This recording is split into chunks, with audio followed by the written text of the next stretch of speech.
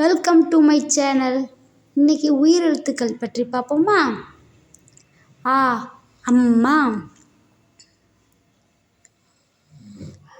ஆ ஆடு, ஈ இறகு, ஈ ஈசல், ஊ உரல், ஊ ஊசி, ஏ எறும்பு, ஏ ஏனி,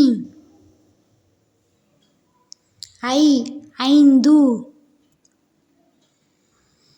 ஓ ஒட்டகம்,